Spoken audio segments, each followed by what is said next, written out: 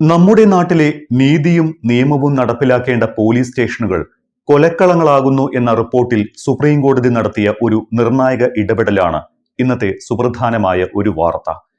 Police സ്റ്റേഷനുകളിലെ പ്രവർത്തനരഹിതമായ CCTV ക്യാമറകൾ പ്രവർത്തന സജ്ജമാക്കുന്നതിനെ കുറിച്ചുള്ള ഇടപെടലാണ് സുപ്രീം കോടതി നടത്തിയത്.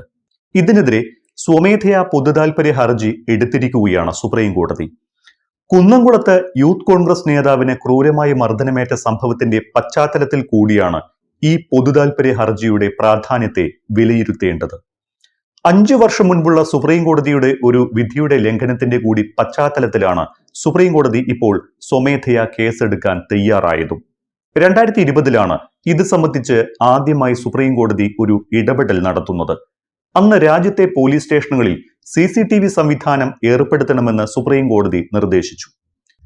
രാജ്യത്തുടനീളമുള്ള എല്ലാ പോലീസ് സ്റ്റേഷനുകളിലും രാത്രി കാഴ്ചയുള്ള CCTV ക്യാമറകൾ സ്ഥാപിക്കാൻ എല്ലാ സംസ്ഥാനങ്ങളോടും കേന്ദ്ര ഭരണ പ്രദേശങ്ങളോടുമാണ് കോടതി ഉത്തരവിട്ടിരുന്നത്. കൂടാതെ CBI അടക്കമുള്ള കേന്ദ്ര അന്വേഷണ ഏജൻസികളുടെ ഓഫീസുകളിലും CCTV സ്ഥാപിക്കാൻ കേന്ദ്ര സർക്കാരിനോടും നിർദ്ദേശിക്കുകയുണ്ടായി. എന്നാൽ 5 വർഷമായിട്ടും ഇക്കാര്യത്തിൽ സുപ്രീം കോടതി വിധി നടപ്പായില്ല എന്നതാണ് വസ്തുത.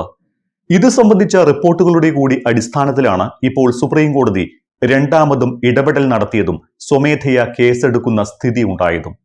ദൈനിക് ഭാസ്കർ എന്ന പത്രത്തിൽ അടുത്തിടെ വന്ന ഒരു വാർത്താ റിപ്പോർട്ടിന്റെ ചുവട് പിടിച്ചാണ് സുപ്രീം കോടതി ഇപ്പോൾ വീണ്ടും ഈ വിഷയത്തിൽ ഇടപെട്ടത്.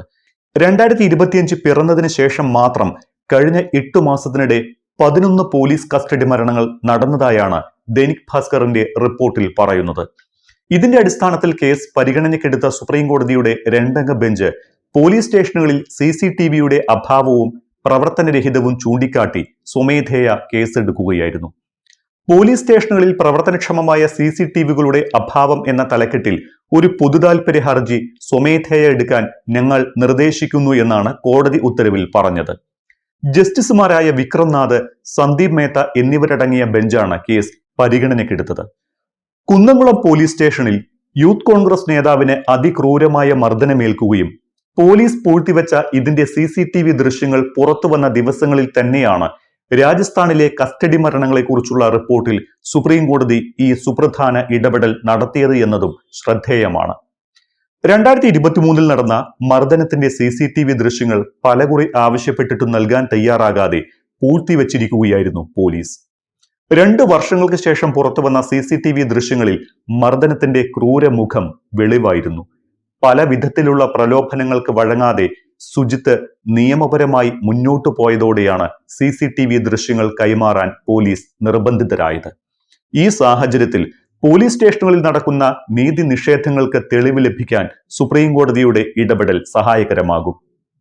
അകാരണമായുള്ള പോലീസിന്റെ ഭീഷണി ചോദ്യം ചെയ്തതിനാണ് 2023 ഏപ്രിൽ 5 രാത്രി യൂത്ത് കോൺഗ്രസ് നേതാവ് VS സുജിത്തിനെ സ്റ്റേഷനിൽ എത്തിച്ച് തല്ലിച്ചതച്ചത്. മർദ്ദനത്തിൽ സുജിത്തിന്റെ കേൾവിശക്തി തകരാറിലുമായി. മർദ്ദനത്തിന്റെ ഭീകരത അന്നത്തെ CCTV ദൃശ്യങ്ങളിൽ നിന്ന് വ്യക്തമാണ്. സുജിത്തിന്റെ വാക്കുകളിൽ നിന്നും CCTV ദൃശ്യങ്ങളിൽ ഇല്ലാത്ത മർദ്ദനമുറകളെക്കുറിച്ചും വ്യക്തമായിട്ടുണ്ട്. ചുമരിനോട് ചേർത്തിരുത്തി കാൽ നീട്ടിവയ്പ്പിച്ചാണ് കാലിനടിയിൽ ലാത്തി കൊണ്ട് തല്ലിയത് എന്ന് സുജിത്ത് പറയുന്നുണ്ട്. തല്ലിയതിനു ശേഷം നിവർന്നു നിന്ന് ചാടാൻ പോലും പറഞ്ഞു.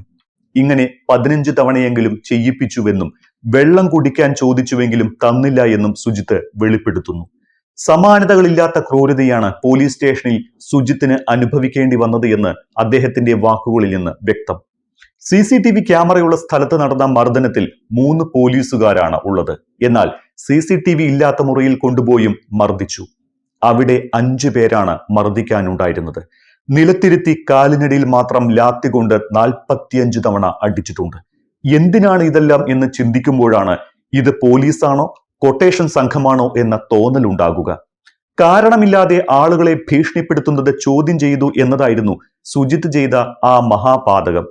നേതാവ് കളിക്കേണ്ട, പോലീസിനെ എതിർത്ത് സംസാരിക്കാറായിട്ടില്ല, രാഷ്ട്രീയ പ്രവർത്തനം, ശാന്തിപ്പണിയെല്ലാം അവസാനിപ്പിച്ച് തരും, പണിയെടുത്ത് ജീവിക്കാൻ സമ്മതിക്കില്ല എന്നിങ്ങനെയെല്ലാം പറഞ്ഞുകൊണ്ടാണ് മർദ്ദനമെന്ന് ഓർക്കുമ്പോൾ പോലീസ് എന്നത് ജനങ്ങളുടെ സംരക്ഷണത്തിനാണോ ജീവൻ എടുക്കാനാണോ എന്ന് സംശയിച്ചു പോകും. മർദ്ദനത്തിന് പുറമെയാണ് കഴിഞ്ഞ 2 വർഷമായി അനുഭവിച്ച മാനസിക പീഡനം. പക്ഷേ എല്ലാ മാനസിക പീഡനങ്ങൾക്കും അപ്പുറം സധൈര്യം കേസുമായി മുന്നോട്ടു പോയ സുജിത്തിന്റെ ആത്മധൈര്യത്തിന്റെ ഫലമാണ് ഇന്ന് CCTV ദൃശ്യങ്ങൾ പുറത്തു വന്നത്. നിയമ പോരാട്ടം നടത്തുമ്പോൾ തന്നെ കേസ് ഒതുക്കി തീർക്കാൻ പണം വാഗ്ദാനം ചെയ്ത് പോലീസുകാർ സമീപിച്ചിരുന്നുവെന്നാണ് സുജിത്ത് പറയുന്നത്. 20 ലക്ഷം രൂപ വരെയായിരുന്നു വാഗ്ദാനം. അപ്പോൾ മറ്റൊരു സംശയം കൂടി ഉണ്ടാകും. വെറും SIയും കോൺസ്റ്റബിളുമാരുമായിരുന്ന പോലീസുകാർക്ക് ഈ 20 ലക്ഷം രൂപ എവിടെ നിന്നായിരിക്കും ലഭിച്ചിരിക്കുക? എന്നാൽ ഒരു പ്രലോഭനങ്ങൾക്കും സുജിത്ത് ഒരുക്കമായിരുന്നില്ല. 4 പേർക്കെതിരെ മാത്രമാണ് നിലവിൽ കേസെടുത്തിരിക്കുന്നത്. ഒരു ഡ്രൈവർ ഉൾപ്പെടെ 5 പേർ ഇതിൽ പങ്കാളികളാണ്. ഡ്രൈവറെയും പ്രതി ചേർത്ത് മുന്നോട്ടു പോകാനാണ് തീരുമാനം. ഇതിൽ നിന്ന് മനസ്സിലാകുന്ന ഒരു കാര്യം, പോലീസുകാരന് ആരെ വേണമെങ്കിലും എന്തും ചെയ്യാം, ഭീഷണിപ്പെടുത്താം, മർദ്ദിക്കാം, വേണമെങ്കിൽ കൊല്ലാം. സംരക്ഷിക്കാൻ ഒപ്പമുള്ള പോലീസ് ഉണ്ടാകും, ഭരണവർഗവും ഉണ്ടാകും. അതാണ് സുജിത്തിന്റെ കാര്യത്തിൽ സംഭവിച്ചത്. സുഹൃത്തുക്കളെ ഭീഷണിപ്പെടുത്തിയത് ചോദ്യം ചെയ്തതിനായിരുന്നു സുജിത്തിനെ കൊടും കുറ്റവാളിയെ പോലെ കോളറിൽ തൂക്കിപ്പിടിച്ചു കൊണ്ടുപോയതും പഴയ ഇടിയൻ പോലീസിന്റെ മുറ സുജിത്തിന്റെ മേൽ നടപ്പാക്കിയതും. അതും പോരാഞ്ഞ് മദ്യപിച്ച് ബഹളമുണ്ടാക്കി പോലീസിന്റെ കൃത്യനിർവഹണം തടസ്സപ്പെടുത്തി എന്നിങ്ങനെയുള്ള കള്ളക്കേസും. ഇന്നും കറപുരളാത്ത നീതിന്യായ കോടതികൾ ഉണ്ടായതുകൊണ്ട് സുജിത്തിനെതിരായ കള്ളക്കേസ് തള്ളിക്കളയപ്പെട്ടു. പക്ഷേ അപ്പോഴും 2 വർഷം സുജിത്ത് അനുഭവിച്ച മാനസിക വേദന, പിരിമുറുക്കം, ഒപ്പം ഇന്നും വിടാതെ പിന്തുടരപ്പെടുന്ന ആരോഗ്യ പ്രശ്നങ്ങൾ, ഇതിനൊക്കെ ആര് മറുപടി പറയും? പ്രിയപ്പെട്ട ആഭ്യന്തരമന്ത്രി, പോലീസിന്റെ ആത്മവിശ്വാസം ചോരാതിരിക്കാൻ ഒപ്പം നിൽക്കുന്ന അങ്ങ് ഇടയ്ക്കെങ്കിലും ഈ പോലീസുകാർ ആത്മവിശ്വാസത്തിനായി കൊന്നു തിന്നുന്ന പാവപ്പെട്ടവന്റെ വേദനയും കാണണം.